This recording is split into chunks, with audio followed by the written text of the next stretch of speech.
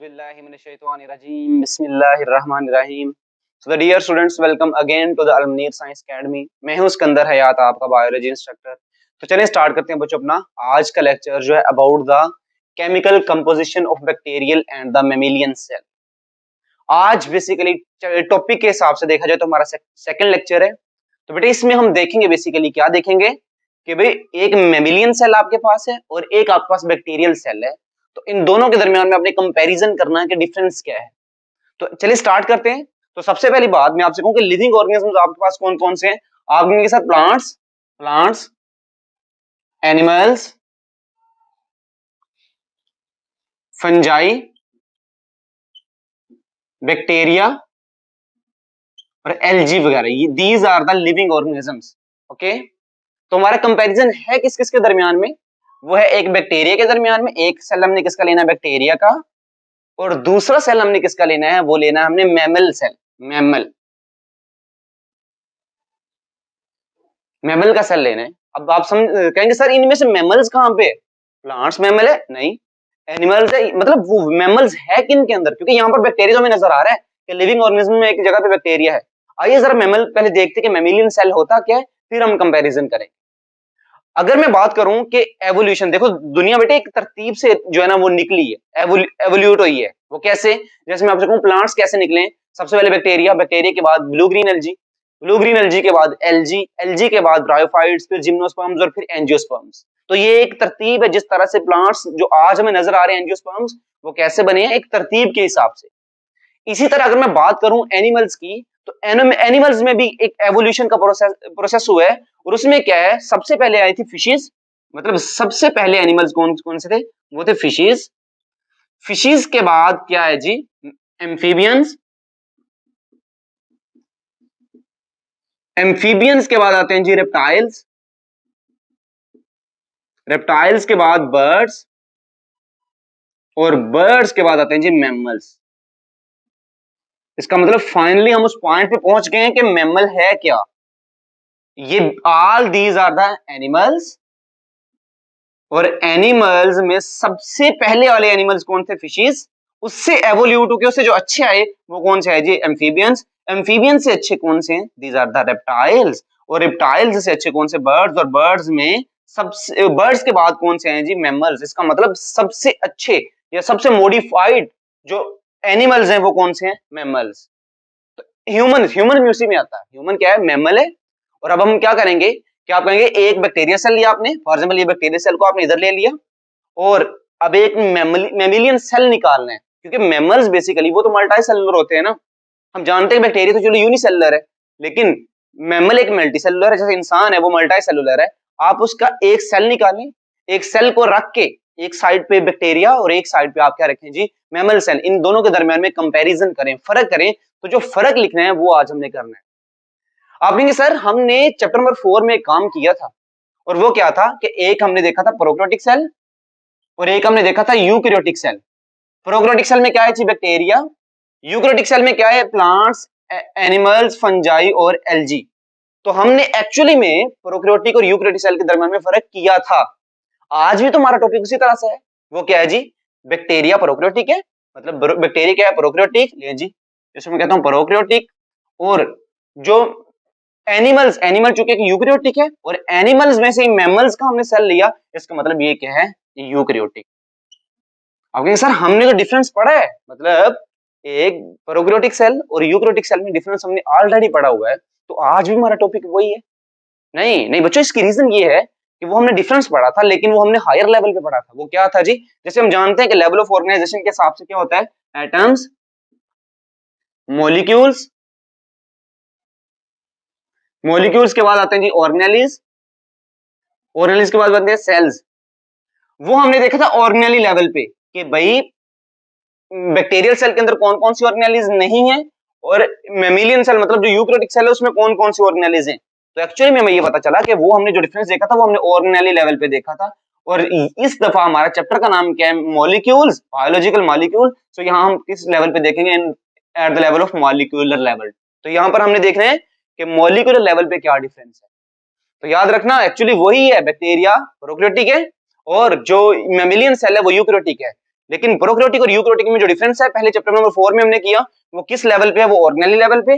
अब हमने किस लेवल पे करना है, वो हमने मॉलिक्यूलर लेवल पे करना है। इसका मतलब ऑर्गेनेली से छोटे लेवल पे करना है, जो कि मॉलिक्यूलर लेवल है। तो आइए स्टार्ट करते हैं। तो थोड़ा सा मैं उस ऑर्गेनेली लेवल को टच करता हूं, और वो ये था कि फॉर एग्जांपल अगर मैं कहूं ये बैक्टीरियल सेल है, बैक्टीरियल सेल, और ये क्या है जी, ये मैमेलियन सेल। ये क्या था, प्रोकैरियोटिक, और ये क्या था, यूकैरियोटिक। हम डिफरेंस ऑलरेडी देख चुके हैं कि यहां पर न्यूक्लियस नहीं होता, यहां पर न्यूक्लियस नहीं है, यहां पर एंडोप्लाज्मिक रेटिकुलम नहीं है, यहां पर गोल्जी अपरेटस नहीं है, यहां पर माइटोकॉन्ड्रिया नहीं है। तो इसका मतलब all these organelles are absent in the bacteria but are present in the mammalian cell. तो ये वो ऑर्गेनेली लेवल तक की डिस्कशन थी कि ये वाली चीजें जो हैं, ये वाली ऑर्गेनेलीज वो तमाम के तमाम बैक्टीरिया के अंदर हैं, सॉरी नहीं है, और एक मैमेलियन सेल के अंदर ये हैं। तो आप कहेंगे सर ये क्यों बता रहे हैं आपको, ये मैं आपको जस्टिफाई करूंगा जब ये जहां पे चीजें क्लियर करूंगा। तो चलिए स्टार्ट करते हैं। तो सबसे पहली बात कि वाटर देखा जाए तो बैक्टीरियल सेल के अंदर क्या है, वाटर है? तो हम कहते हैं डेफिनेटली है, क्योंकि water is the medium of the life, water के बगैर तो गुजारा ही नहीं है। इसी तरह मैमेलियन सेल है, उसमें भी वाटर है। आप कहेंगे सर कितना? दोनों के अंदर 70% वाटर है, यहाँ पर भी 70% वाटर है, यहाँ पर भी 70% वाटर है। इसका मतलब वाटर में कोई डिफरेंस नहीं है, दोनों सेल्स के अंदर 70% वाटर पाया जाता है। और बेटा इतना होना भी चाहिए, क्योंकि हर एक एंजाइम ने काम करना है एक्वस मीडियम में, और यहाँ पर भी डिफरेंट एंजाइम्स काम करेंगे, इसके अंदर भी डिफरेंट एंजाइम्स काम करेंगे, और उसको एक्वस मीडियम कौन प्रोवाइड करेगा, वो तो वाटर प्रोवाइड करेगा। तो इसका मतलब पहली बात ये है कि वाटर की कंपोजिशन में कोई डिफरेंस नहीं है, जो वाटर जितना इधर है उतना ही वाटर इधर है।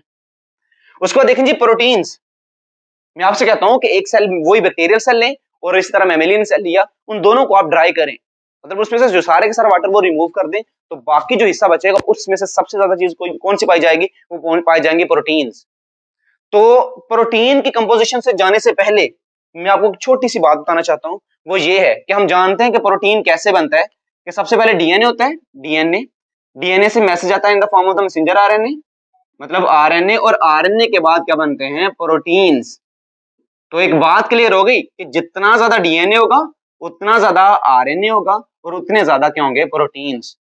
तो इसका मतलब लॉजिकली लॉजिकली इस तरह होना चाहिए कि जिसके अंदर डीएनए ज्यादा होगा, जिसके अंदर डीएनए ज्यादा होगा इन दोनों में से, उसके अंदर आरएनए भी ज्यादा होगा और उसके अंदर प्रोटीन्स भी ज्यादा होंगे।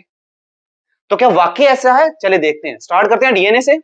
तो बेटा डीएनए, डीएनए देखा जाए तो बैक्टीरियल सेल के अंदर डीएनए होता है ज्यादा, मतलब बैक्टीरियल सेल के अंदर डीएनए जो है वो ज्यादा, वो कितने है जी, वो है 1%।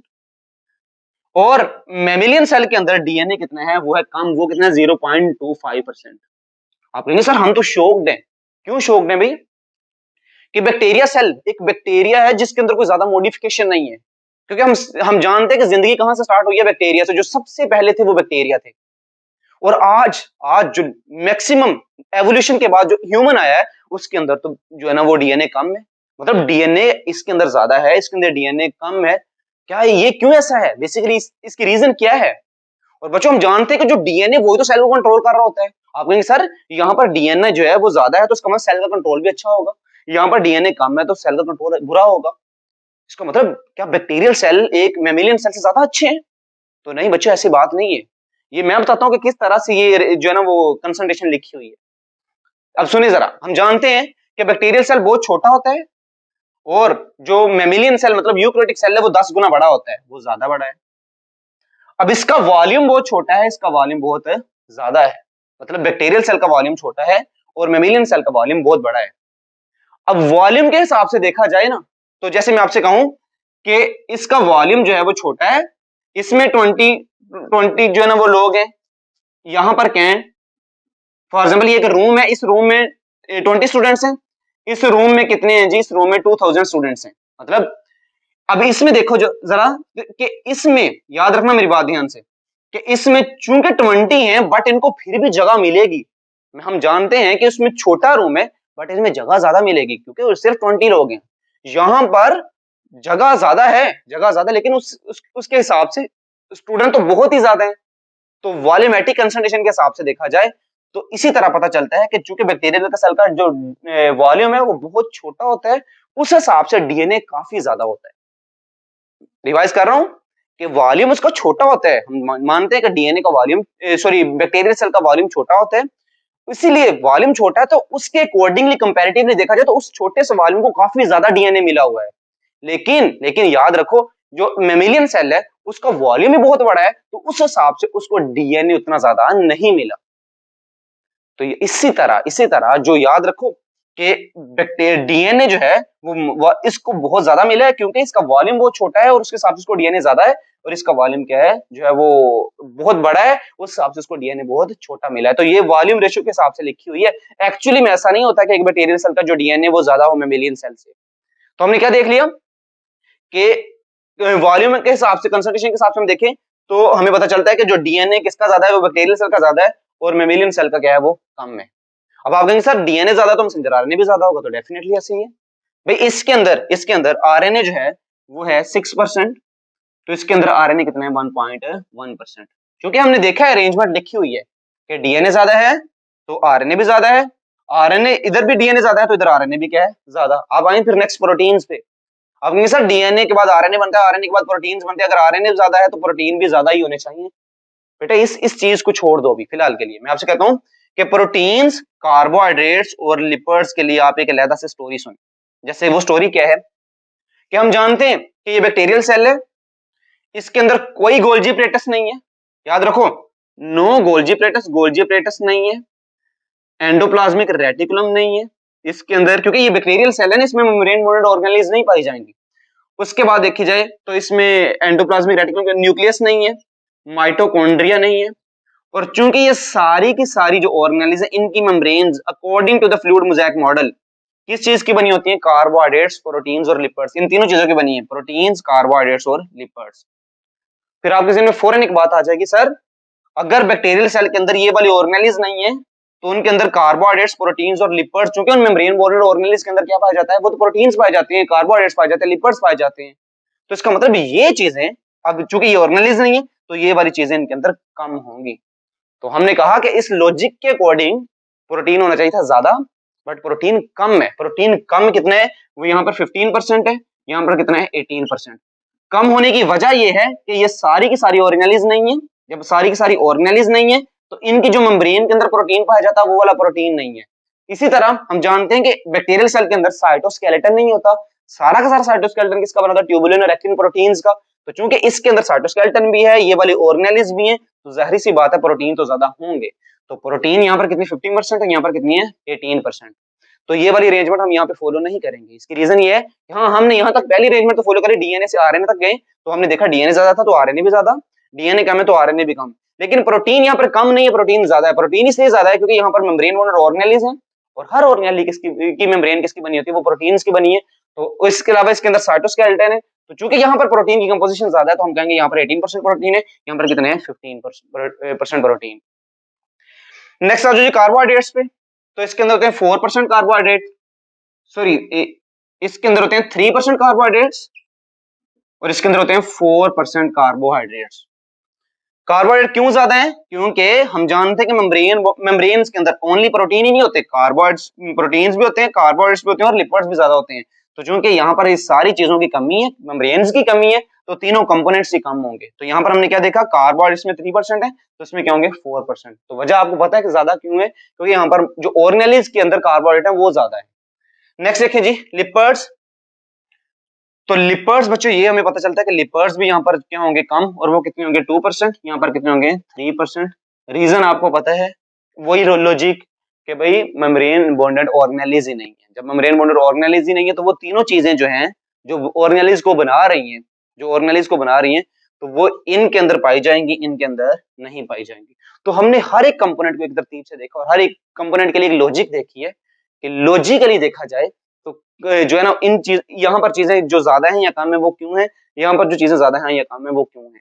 आइए नेक्स्ट देखते हैं other molecules, organic molecules. Organic कौन से? जिनमें कार्बन और हाइड्रोजन है, तो वो कौन कौन से? जैसे एंजाइम्स हैं, हार्मोन्स वगैरह हैं, तो यहाँ पर भी 2% है, यहाँ पर भी 2% है। और इस तरह इनऑर्गेनिक आयंस जैसे कि पोटाशियम आयंस है, मैग्नीशियम आयन है, सोडियम आयन, क्लोरीन आयन, ये यहाँ पे भी 1% है और यहाँ पे भी 1% है। तो बच्चों ये जो कंपोजिशन है ना, ये आपने जरा ध्यान से याद रखनी है कि यहाँ पर ये कंपोजिशन कम क्यों है और यहाँ पर ये कंपोजिशन तीनों की ज्यादा क्यों है। और रीजन आपको पता चल गई है, क्योंकि इस सेल के अंदर ये वाली ऑर्गेनेल्स पाई जाती हैं और ये सारी की सारी ऑर्गेनेल्स की मेम्ब्रेन्स इन्हीं तीनों चीजों की बनी, प्रोटीन्स, कार्बोहाइड्रेट्स और लिपिड्स की। तो चूंकि इनके अंदर पाई जाती हैं तो इसका मतलब यही, इसीलिए कंपोजिशन इनकी ज्यादा है। और इस बैक्टीरियल सेल के अंदर ये वाली ऑर्गेनेल्स नहीं पाई जाती, तो इसका मतलब जिस ऑर्गेनेल से वो चीजें बनी हैं वो चीजें भी कम होंगी, प्रोटीन भी कम है, जो है ना वो कार्बोहाइड्रेट भी कम है और लिपिड्स भी कम है। डीएनए यहाँ पर ज्यादा नहीं था, वॉल्यूमेट्रिक कंसंट्रेशन के हिसाब से, वॉल्यूम रेशियो हिसाब से पता चला है कि यहाँ पर डीएनए ज्यादा है, और जब डीएनए ज्यादा तो आरएनए भी ज्यादा है, इधर डीएनए कम है तो आरएनए भी कम है। तो यहाँ तक बेटा हमने लॉजिकली एक स्टोरी की फॉर्म में क्लियर किया है कि किस तरह से एक मेमेलियन सेल और बैक्टीरियल सेल एक दूसरे से डिफरेंशिएट करते हैं in the form of the composition of molecules, के मॉलिक्यूल्स की कंपोजिशन के हिसाब से ये किस तरह से एक दूसरे से वेरी करते हैं। तो यहाँ तक हमारा आज का लेक्चर, मिलते हैं नेक्स्ट लेक्चर में, तब तक के लिए अल्लाह हाफिज़।